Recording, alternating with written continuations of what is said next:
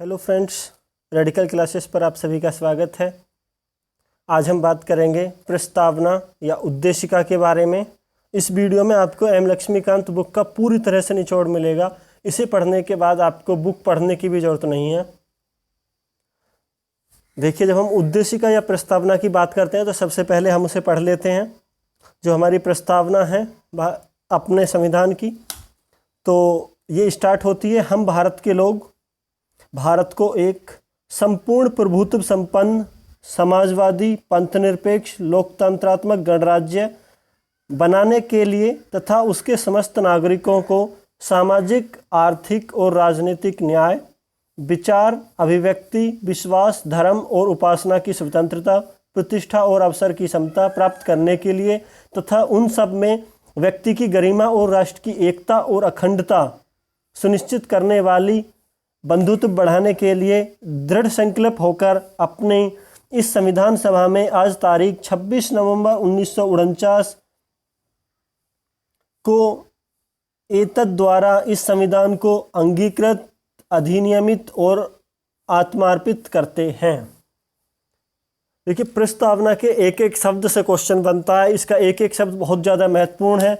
जैसे कि इसके ये जो डार्क ब्लैक में वर्ड हैं, शब्द हैं, इन सबको एक एक को बहुत अच्छे तरीके से समझ लो, पढ़ लो। किस क्रम में ये हैं? संपूर्ण प्रभुत्व संपन्न समाजवादी पंथनिरपेक्ष लोकतंत्रात्मक गणराज्य। आगे फिर न्याय से संबंधित, स्वतंत्रता से संबंधित, समता से संबंधित, राष्ट्र की एकता, अखंडता, ठीक है, 26 नवंबर 1949, इन सब के बारे में हम आगे बात करेंगे। चलिए आगे चलते हैं। तो सबसे पहले मैं आपको बता दूं कि प्रस्तावना संविधान के परिचय अथवा भूमिका को कहते हैं। एक शॉर्ट में आपको इसके बारे में पढ़ने के लिए मिल गया ना कि क्या है, ठीक है। मतलब जो भी पूरा संविधान है उसका जो क्रीम थी वो बिल्कुल आपको शुरू में ही पढ़ने के लिए मिल गई। तो चलिए आगे हम बात करते हैं कि प्रस्तावना के तत्व। तो प्रस्तावना के 4 तत्व हैं, जिसमें से पहला तत्व संविधान के अधिकार का स्रोत।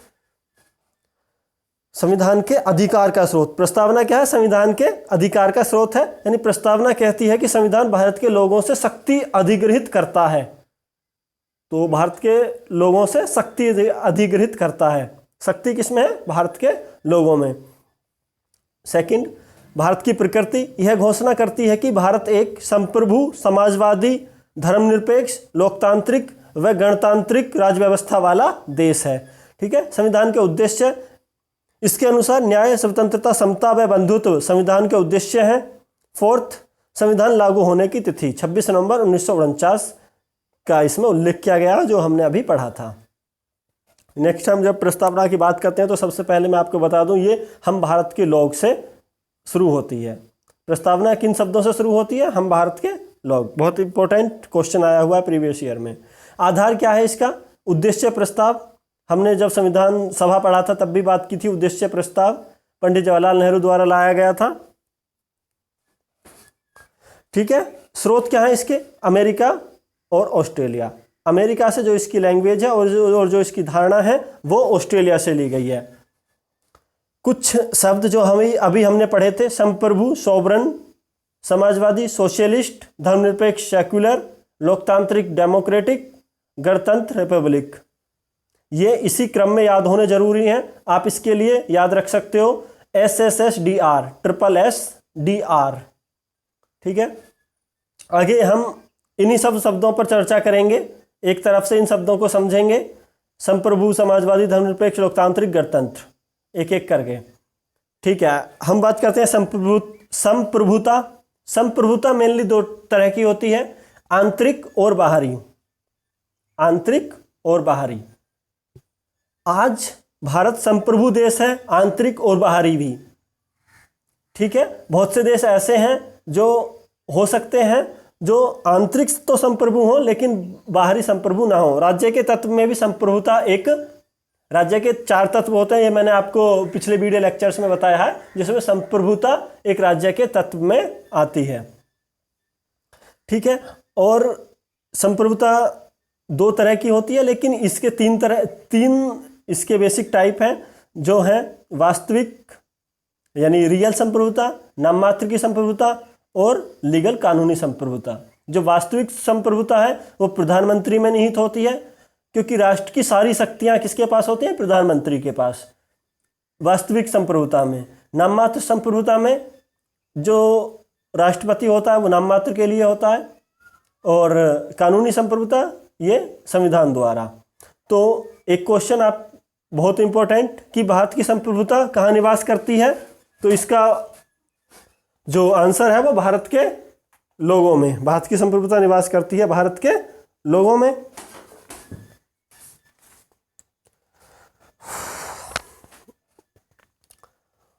तो और मैं आपको बता दूं कि यहाँ पे भारत जो है वो राष्ट्रमंडल का सदस्य है।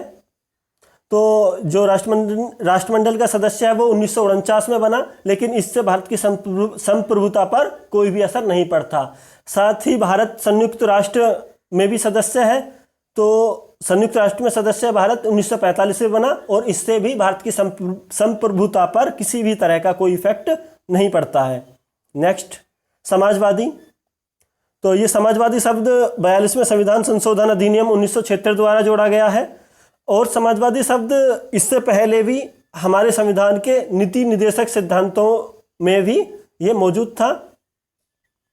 वहीं मैं आपको बता दूं, देखिए वहीं आगे पढ़िए कि भारतीय जो समाजवाद है वो लोकतांत्रिक समाजवाद है। भारत में समाजवाद कैसा है? लोकतांत्रिक समाजवाद, यानी यहाँ पर एक मिश्रित अर्थव्यवस्था है। ठीक है, ये साम्यवादी समाजवाद नहीं है, दूसरा होता है साम्यवादी समाजवाद। साम्यवादी समाजवाद जहाँ सब कुछ गवर्नमेंट होता है, और लोकतांत्रिक समाजवाद में सार्वजनिक क्षेत्र और निजी क्षेत्र साथ साथ मौजूद रहते हैं, यानी प्राइवेट और गवर्नमेंट दोनों साथ साथ रहते हैं, और यहाँ पे ये मिश्रित अर्थव्यवस्था होती है। समाजवाद जो ये शब्द है इसका ये होता ही मोड ऑफ इकोनॉमी है। ठीक है, और आगे जो भारतीय समाजवाद है वो मार्क्सवाद और गांधीवाद का मिला जुला रूप है, लेकिन ज़्यादा झुकाव जो मिलता है वो गांधीवादी की तरफ होता है इसका। वहीं एक पॉलिसी आई थी 1991 में, 1991 में पॉलिसी थी LPG। ठीक है, जिसका हिंदी अर्थ है उदारीकरण, निजीकरण एवं वैश्वीकरण। इसके आने से जो भारत का समाजवादी प्रतिरूप था वो और भी ज़्यादा लचीला हो गया था। नेक्स्ट हम बात करते हैं धर्मनिरपेक्ष। तो धर्मनिरपेक्ष शब्द भी 42वें संविधान संशोधन अधिनियम 1976 द्वारा जोड़ा गया है। बेसिकली जो राज्य है वो तीन तरह से हो सकते हैं, होते हैं नास्तिक राज्य, सिद्धांतिक राज्य और धर्मनिरपेक्ष राज्य।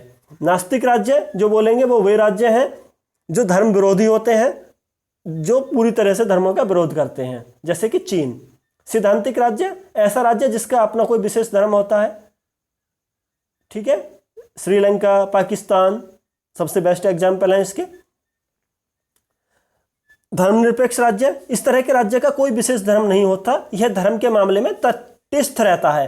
ये मतलब कि ये सभी धर्मों से समान दूरी बनाकर रखता है, जैसे कि भारत और अमेरिका इसके दो बेस्ट एग्जाम्पल्स हैं। और भारत एक कैसा देश है? धर्मनिरपेक्ष। तो इसके लिए भारत में एक बेस्ट एग्जाम्पल भी है कि भारत का तो मूल अधिकारों में ही धार्मिक स्वतंत्रता का अधिकार है, जो अनुच्छेद 25 से 28 तक है। नेक्स्ट हम बात करते हैं लोकतांत्रिक। तो लोकतांत्रिक के लिए आपके लिए बता दूं, लोकतंत्र जो होता है वो दो तरह से, प्रत्यक्ष। लोकतंत्र दो तरह से, प्रत्यक्ष और अप्रत्यक्ष। प्रत्यक्ष का एक बहुत अच्छा एग्जांपल स्विट्जरलैंड। कैसे प्रत्यक्ष? कैसे? प्रत्यक्ष में डायरेक्ट वोटिंग होती है, जो जनता है वो डायरेक्ट वोट करती है स्विट्जरलैंड में। अप्रत्यक्ष, जनता द्वारा चुने हुए प्रतिनिधि यानी सरकार चलाते हैं, पावर का यूज करते हैं, इसे बोलते हैं अप्रत्यक्ष लोकतंत्र यानी प्रतिनिधि लोकतंत्र। जनता जो अपने प्रतिनिधि चुनेगी वो सरकार चलाएंगे, वो पावर का यूज करेंगे। ये प्रत्यक्ष लोकतंत्र भी दो तरह से होता है, एक में संसदीय व्यवस्था, एक में राष्ट्रपति व्यवस्था। भारत में संसदीय व्यवस्था वाला लोकतंत्र है। नीचे पढ़ते हैं भारत में कैसा लोकतंत्र है? संसदीय व्यवस्था वाला। और एक बात इंपॉर्टेंट कि संविधान की प्रस्तावना में लोकतांत्रिक शब्द का इस्तेमाल वृहद रूप से किया गया है, जिसमें न केवल राजनीतिक लोकतंत्र बल्कि सामाजिक व आर्थिक लोकतंत्र को भी शामिल किया गया है। आगे पढ़ते हैं। जनता की जनता के लिए जनता के द्वारा चुनी गई सरकार। डेमोक्रेसी, लोकतंत्र का मतलब होता है जनता की जनता के लिए जनता के द्वारा चुनी गई सरकार, जो अब्राहम लिंकन अमेरिका के प्रथम राष्ट्रपति ने इसको इस तरीके से परिभाषित किया था। नेक्स्ट आपको बता दूं, जो हमारा शब्द है गणतंत्र है, तो गणतंत्र ये एक तरीके से राजव्यवस्था का प्रकार होता है, लोकतांत्रिक राजव्यवस्था का प्रकार, जहां एक होती है राजशाही, एक होती है गणतंत्र। राजशाही जैसे कि ब्रिटेन, जो राज्य प्रमुख होगा वो उत्तराधिकारी रहेगा, और गणतंत्र राज्य प्रमुख का हमेशा चुनाव होगा, वो प्रत्यक्ष हो या अप्रत्यक्ष हो। हमारा राज्य प्रमुख राष्ट्रपति, उसका अप्रत्यक्ष रूप से चुनाव होता है। ठीक है। वहीं इसके गणतंत्र के दो और अर्थ होते हैं जो हमारे संविधान में भी शामिल है। वो है राजनीतिक संप्रभुता, किसी एक व्यक्ति जैसे राजा के हाथों में होने की बजाय लोगों के हाथ में होती है, जो गणतंत्र का एक अर्थ है। दूसरा अर्थ इसका किसी विशेषाधिकार प्राप्त वर्ग की अनुपस्थिति रहती है, यानी कोई भी वर्ग ऐसा नहीं हो सकता कि उसे विशेष अधिकार प्राप्त हो जाए। ठीक है। नेक्स्ट हम बात करते हैं जस्टिस, न्याय। तो हमारी प्रस्तावना में न्याय 3 रूप से शामिल है: सामाजिक न्याय, आर्थिक न्याय, राजनीतिक न्याय। ठीक है। इसकी सुरक्षा मौलिक अधिकार व नीति निर्देशक तत्वों के विभिन्न उपबंधों के जरिए की जाती है। वैसे ही सामाजिक न्याय का अर्थ है हर व्यक्ति के साथ जाति, रंग, धर्म, लिंग के आधार पर बिना भेदभाव किए समान व्यवहार होगा, तो ये सामाजिक न्याय हो गया। आर्थिक न्याय, जब हम आर्थिक न्याय की बात करें तो इसमें संपदा, आय व संपत्ति की असमानता को दूर करना शामिल है। संपदा, आय, संपत्ति की असमानता को दूर करना शामिल है।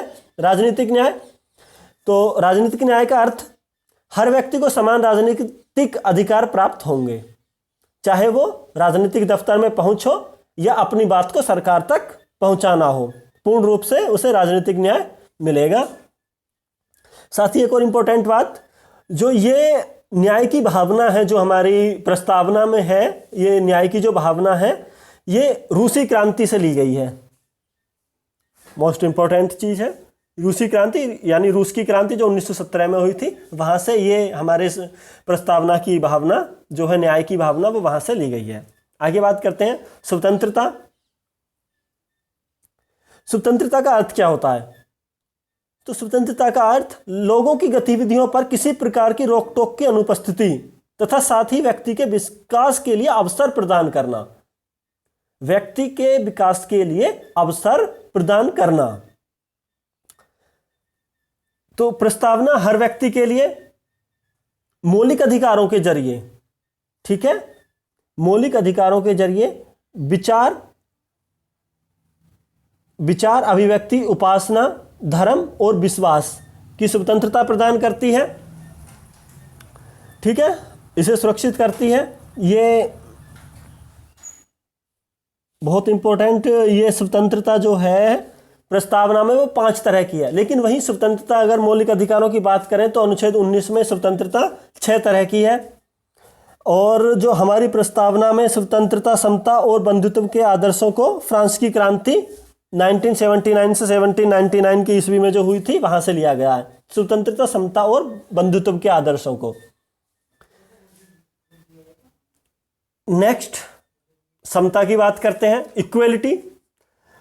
समता का अर्थ होता है समाज के किसी भी वर्ग के लिए विशेषाधिकार की अनुपस्थिति, यानी हर वर्ग बराबर होगा, किसी भी विशेषाधिकार नहीं होगा, और बिना किसी भेदभाव के हर व्यक्ति को समान अवसर प्रदान करने के उपबंध होंगे। ठीक है, तो ये जो प्रतिष्ठा और अवसर 2 तरह की समानता प्रदान करता है। वहीं समानता की बात करें तो मौलिक अधिकारों में समानता, मौलिक अधिकारों में एक प्रॉपर अपना एक अधिकार है समानता का अधिकार, जो अनुच्छेद 14 से 18 में है, आप सभी ने अच्छे से पढ़ा होगा। वहीं राजनीतिक समानता भी है संविधान में, राजनीतिक समानता अनुच्छेद 225 और 226। अनुच्छेद 225 क्या है? अनुच्छेद 225 कहता है कि धर्म, जाति, लिंग अथवा वर्ग के आधार पर किसी व्यक्ति को मतदाता सूची में शामिल होने के अयोग्य करार नहीं दिया जाएगा। ठीक है, वही 326 कहता है लोकसभा और विधानसभाओं के लिए वयस्क मतदान का प्रावधान होगा।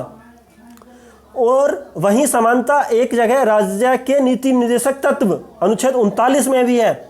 और अनुच्छेद 39 कहता है, ये हमारा अनुच्छेद 39 कहता है, महिला तथा पुरुष को जीवन यापन के लिए पर्याप्त साधन और समान कार्य के लिए समान वेतन के अधिकार। नेक्स्ट हम बात करें बंधुत्व। बंधुत्व का मतलब भाईचारे की भावना। बंधुत्व जो होता है, भाई बंधु, ये भाईचारे की भावना। उसके दो अर्थ प्रॉपर देखें तो ये होते हैं व्यक्ति का सम्मान और देश की एकता और अखंडता। ये दो बातों को बहुत ज़्यादा सुनिश्चित करता है कि व्यक्ति का सम्मान और देश की एकता और अखंडता। और साथ ही बंधुत्व की भावना के बारे में हमारे मौलिक कर्तव्यों में भी बताया गया। मौलिक कर्तव्य में एक हमारा मौलिक कर्तव्य है कि हर भारतीय नागरिक का कर्तव्य होगा कि वह धार्मिक, भाषाई, क्षेत्रीय अथवा वर्ग विविधताओं से ऊपर उठकर सौहार्द और आपसी भाईचारे की भावना को प्रोत्साहित करेगा। कुछ इंपॉर्टेंट फैक्ट्स के बारे में अब आपको बता दूं कि प्रस्तावना में अभी तक एक ही बार संशोधन हुआ है। 42वां संविधान संशोधन 1976 में किया गया, जो इसमें 3 शब्द जोड़े गए, 2 शब्द प्रॉपर जोड़े गए, समाजवाद और पंथ निरपेक्ष। वहीं एकता को एकता और अखंडता शब्द से परिभाषित किया गया, यानी अखंडता को जोड़ा गया। साथ में न्याय की अवधारणा रूस की क्रांति से ली गई है, आपको ये पीछे भी बता दिया। स्वतंत्रता, समता और बंधुत्व ये फ्रांस की क्रांति से लिए गए हैं। वहीं कुछ प्रमुख वाद के बारे में बात करते हैं। जो केस है, एक जद्दोजहद रही कि प्रस्तावना में जो संशोधन है वो अनुच्छेद 368 के तहत संविधान संशोधन माना जाएगा या नहीं, इस पर केस हुए। तो पहला केस बेरूवाड़ी बनाम संघ सरकार बाद जो 1960 में हुआ, इसमें सुप्रीम कोर्ट ने अपने वर्डिक्ट दिए थे कि प्रस्तावना संविधान का भाग नहीं है। इसमें सर्वोच्च न्यायालय ने प्रस्तावना को संविधान का भाग मानने से इनकार कर दिया और बोला कि इसमें कोई संविधान संशोधन नहीं होगा। दूसरा फिर केशवानंद भारती बनाम केरल राज्यवाद आता है 1973 में। इसमें सुप्रीम कोर्ट ने कहा कि प्रस्तावना संविधान का आंतरिक भाग है। इसमें सुप्रीम कोर्ट ने प्रस्तावना को आंतरिक भाग माना और बोला कि हाँ, इसमें संविधान संशोधन हो सकता है, लेकिन एक नई थ्योरी दी, सिद्धांत दिया कि मूल ढांचे का सिद्धांत, यानी संविधान के मूल ढांचे को हम नहीं छेड़ सकते।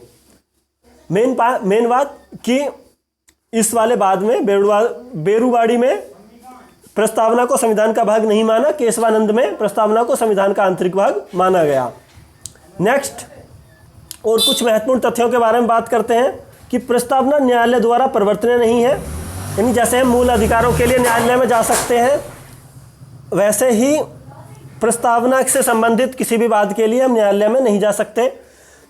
नेक्स्ट, प्रस्तावना को संविधान लागू करने के बाद लागू किया गया, बहुत इंपॉर्टेंट फैक्ट है, और सर्वप्रथम अमेरिका के संविधान में शामिल किया गया। प्रस्तावना जो शामिल हुई थी वो सर्वप्रथम अमेरिका के संविधान में हुई थी। नेक्स्ट, प्रस्तावना वाद योग्य नहीं है, यह गैर न्यायिक है। ठीक है, इसके लिए कोई न्यायालय की व्यवस्था नहीं है, यह गैर न्यायिक है, वाद योग्य नहीं है। नेक्स्ट, प्रस्तावना न तो विधायिका की शक्ति का स्रोत है और न ही उसकी शक्तियों पर प्रतिबंध लगाती है। मोस्ट इंपॉर्टेंट है कि यह न तो विधायिका की शक्ति का स्रोत है और न ही उसकी शक्तियों पर प्रतिबंध लगाती है। नेक्स्ट, भारत की संप्रभुता है भारत के लोगों में। ये बहुत एक इंपॉर्टेंट बात है कि भारत की संप्रभुता है भारत के लोगों में। नेक्स्ट, किसने क्या कहा, इसके बारे में बात पढ़ेंगे कि किसने क्या कहा था प्रस्तावना के बारे में। तो फर्स्ट, सर अल्लादी कृष्णास्वामी अय्यर जी ने कहा था कि संविधान की प्रस्तावना हमारे दीर्घकालिक सपनों का विचार है। के.एम. मुंशी साहब ने कहा था कि प्रस्तावना हमारी संप्रभु लोकतांत्रिक गणराज्य का भविष्यफल या कह लो जन्म कुंडली है। के.एन. पालकीवाला साहब ने कहा था कि प्रस्तावना को संविधान का परिचय पत्र कहा है। ठीक है, इन्होंने क्या कहा है, प्रस्तावना को संविधान का परिचय पत्र। और सर आर्नेस्ट वर्कर ने कुंजी नोट बोला था कि प्रस्तावना संविधान का कुंजी नोट है। पंडित ठाकुर दास भार्गव जी ने बोला था, इन्होंने भी बहुत इंपॉर्टेंट बातें बोली थी कि प्रस्तावना संविधान का सबसे सम्मानित भाग है, संविधान की आत्मा है, संविधान की कुंजी है, संविधान का आभूषण है। बहुत इंपॉर्टेंट बातें बोली थी। क्वेश्चन आ जाता है कि संविधान की आत्मा को क्या है। संविधान की आत्मा प्रस्तावना है और आत्मा और हृदय, अनुच्छेद 32 को बोला था डॉक्टर बी.आर. अम्बेडकर साहब ने। सुभाष कश्यप साहब ने बोला था कि संविधान शरीर है तो प्रस्तावना उसकी आत्मा, प्रस्तावना आधारशिला है तो संविधान उस पर खड़ी अट्टालिका। ठीक है दोस्तों, अगर वीडियो अच्छी लगी हुई हो तो लाइक, कमेंट और शेयर जरूर करना। चैनल को सब्सक्राइब जरूर करना। थैंक यू, नमस्ते।